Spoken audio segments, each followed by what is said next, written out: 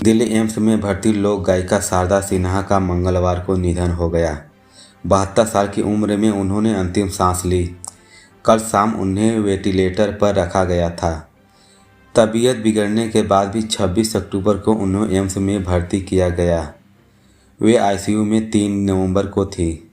3 नवंबर को हालत में थोड़ा सुधार होने पर वार्ड में शिफ्ट किया गया, लेकिन 4 नवंबर की शाम उनका ऑक्सीजन लेवल काफ़ी गिर गया था, जिसके बाद से वे वेंटिलेटर पर थी।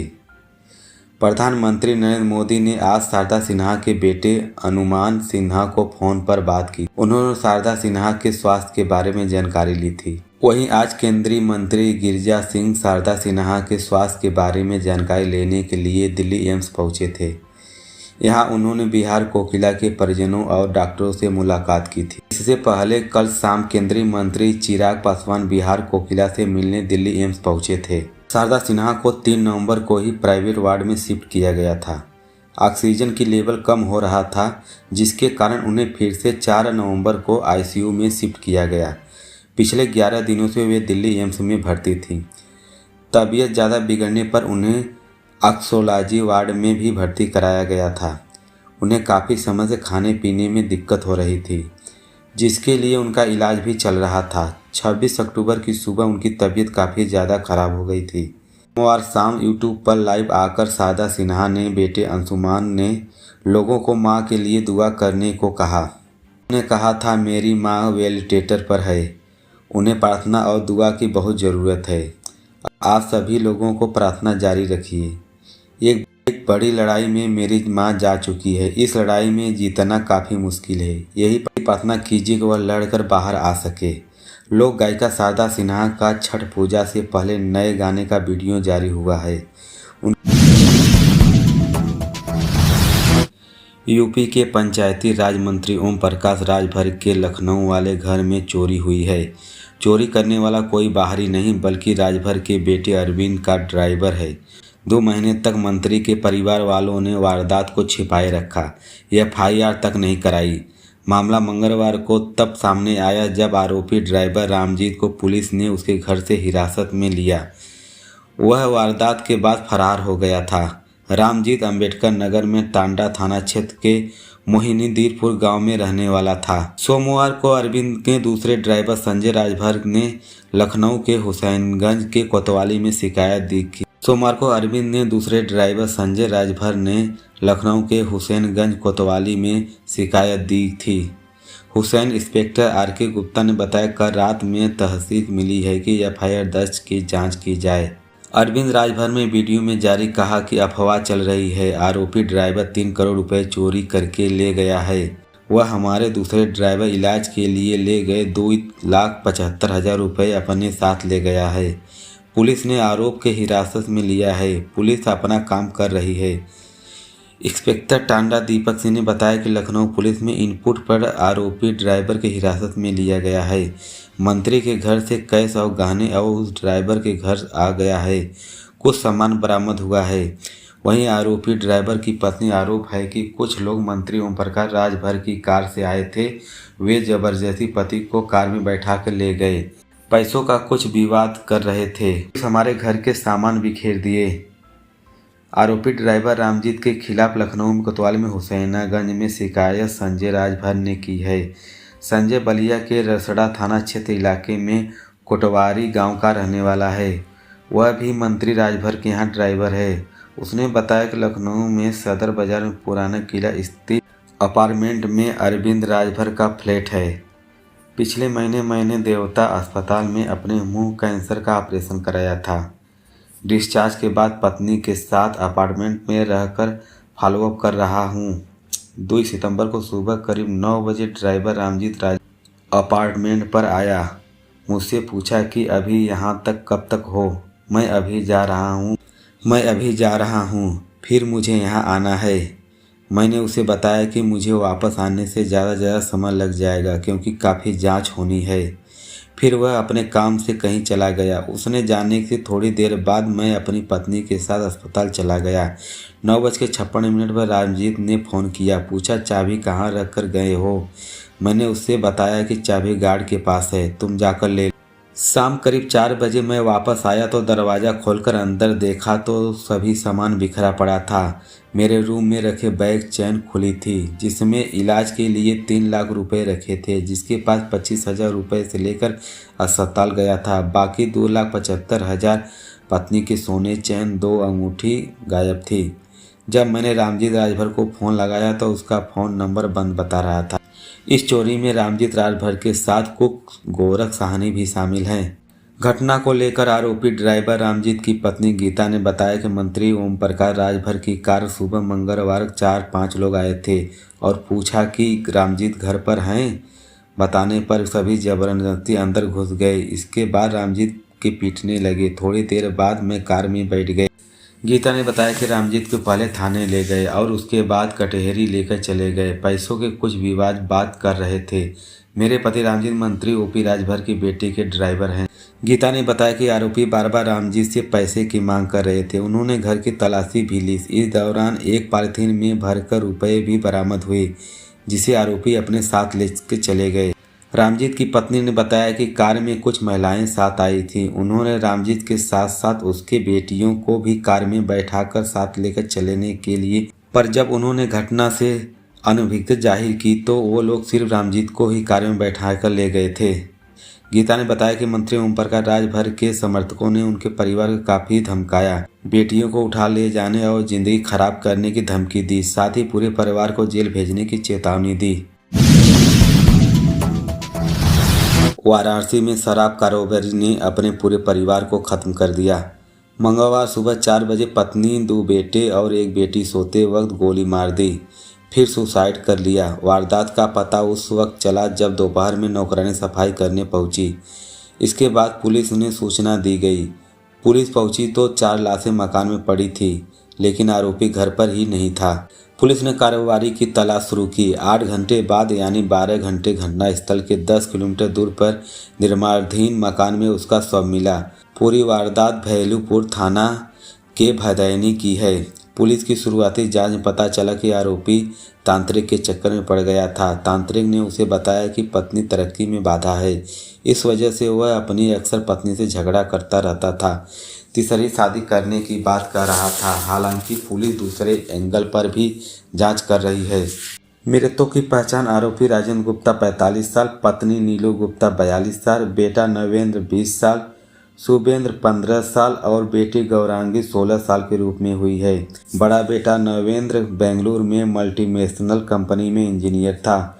छोटा बेटा और बेटी डीएसपी में पढ़ते थे। आरोपी राजेंद्र पिता, भाई और गार्ड की हत्या कर चुका था। आईपीएल का मेगा ऑप्शन 24 और 25 नवंबर को सऊदी अरब में जेहान में होगा। ऑप्शन के लिए 1574 खिलाड़ियों ने रजिस्ट्रेशन कराया है। पिछले साल मिनी ऑप्शन दुबई में हुआ था, अब मेगा ऑप्शन सऊदी अरब में होने वाला है। दिल्ली कैपिटल्स से सीरीज के लिए ऋषि पंत, लखनऊ से सुपर जायंट्स के पूर्व कप्तान एके राहुल और चैंपियन कोलकाता नाइट राइडर्स के कप्तान श्रेयस अय्यर पर भी बड़ी बोली लगने की उम्मीद है। पंत आखिरी 2016 में, राहुल 2018 में श्रेयस और 2022 में आईपीएल से पहले ऑप्शन में उतरे थे। आईपीएल कमेटी ने मेगा ऑप्शन से पहले खिलाड़ियों को रिटेल करने की तारीख 31 अक्टूबर 2024 रखी है। 10 टीमों में 46 प्लेयर को रिटेन किया, जिसके बाद 2004 प्लेयर की जगह खाली हो गई। इस जगहों के लिए 1000 से ज़्यादा खिलाड़ी नीलामी में उतरेंगे। बीसीसीआई ने बताया कि ऑप्शन के लिए 1574 प्लेयर्स ने रजिस्ट्रेशन कराया है, जिसमें 1165 भारतीय और 409 विदेशी हैं। इनमें एसोसिएशन में देश के 30 खिलाड़ी भी शामिल है। विदेशी टीमों के साउथ अफ्रीका में सबसे ज़्यादा 91, ऑस्ट्रेलिया के लिए 76 ने रजिस्ट्रेशन कराया है। आईपीएल कमेटी इस बार टीमों में प्लेयर खरीदने के लिए 120 करोड़ रुपए का पर्स दिया है। 2 व्हीलर्स के रिटर्न करने का कारण पंजाब किंग के पास सबसे ज़्यादा 110.50 करोड़ रुपए खर्च पर बचा है। बाकी सभी टीमों के पास 85 करोड़ रुपए से कम में है। राजस्थान रॉयल्स ने 6 खिलाड़ियों रिटेन करने के लिए 89 करोड़ रुपए खर्च किए हैं। इसके बाद उसके पास कम से कम 41 करोड़ रुपए बाकी है।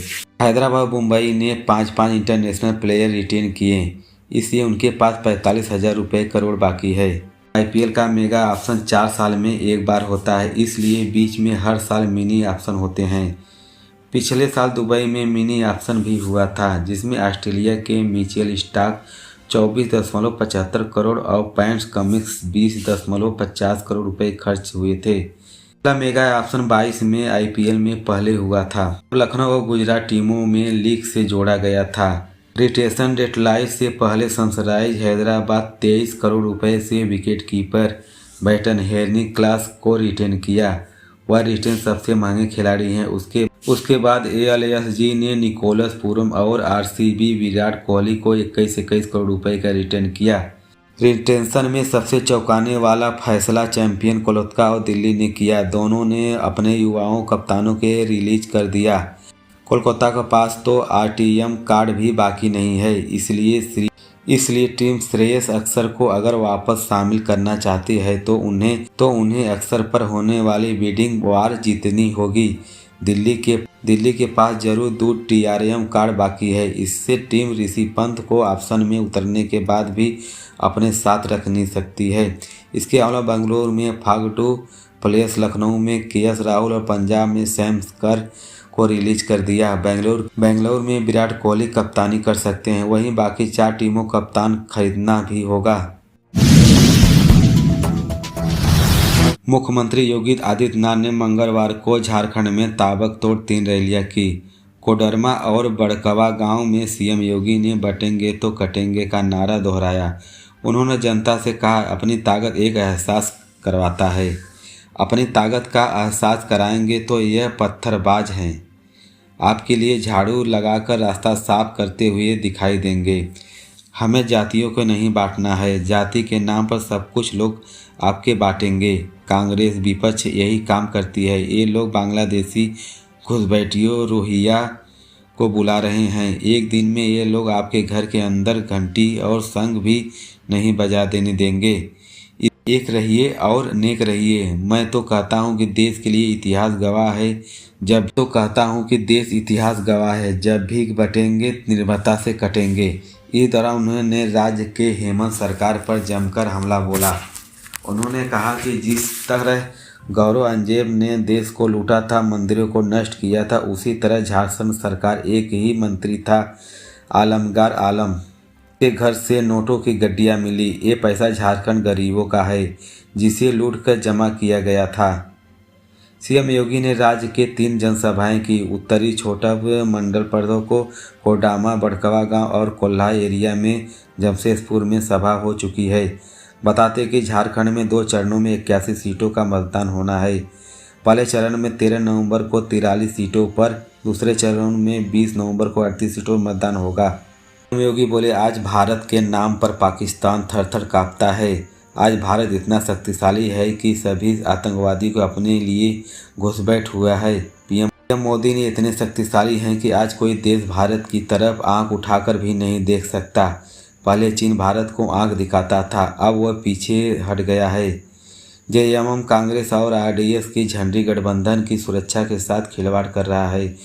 वर्तमान को संवारने के लिए और भविष्य को उज्जवल बनाने के लिए इस गठबंधन को छुट्टी कर दीजिए। कांग्रेस और उसके सहयोगी से कश्मीर समस्या दी है।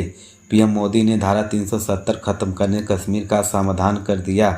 विकास, सुरक्षा व्यवस्था और सुशासन के लिए डबल इंजन सरकार की आवश्यकता है। मोदी जी के नेतृत्व में अगर डबल इंजन की सरकार चले तो ये सोने पर सुहागा है। योगी आदित्यनाथ बोले, जिस तरह यूपी में बुलडोजर माफिया का राज अंत किया है, उसी तरह झारखंड में अपराधियों का खात्मा बीजेपी सरकार करेगी। बीजेपी सरकार में माफिया का नाश कर सकती है। भाजपा सुरक्षा की गारंटी है। 2017 में यूपी में बुलडोजर चलना शुरू हुआ है। उसके बाद कुछ जेल गए हैं और कुछ को राम नाम सत्य हो गया। यूपी से माफिया का सफाया हो गया है। मुरादाबाद स्कूल में प्रिंसिपल की दिन दहाड़े गोली मारकर हत्या कर दी गई। इस वीडियो के सामने आया है कि इसमें दिखा रहा है कि प्रिंसिपल पैदल स्कूल जा रहे थे, तभी पीछे से बाइक सवार 2 बदमाश आए और सिर में गोली मार दी।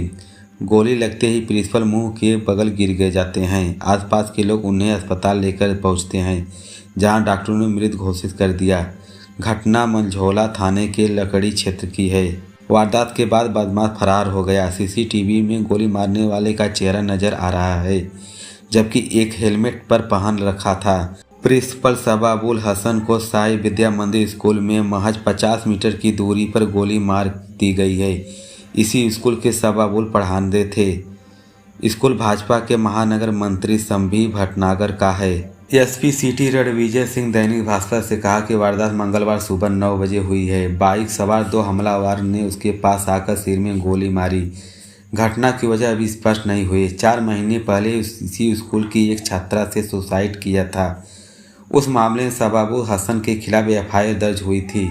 परिजनों ने सबाबुल पर छात्र को टार्चर करने का आरोप लगाया था।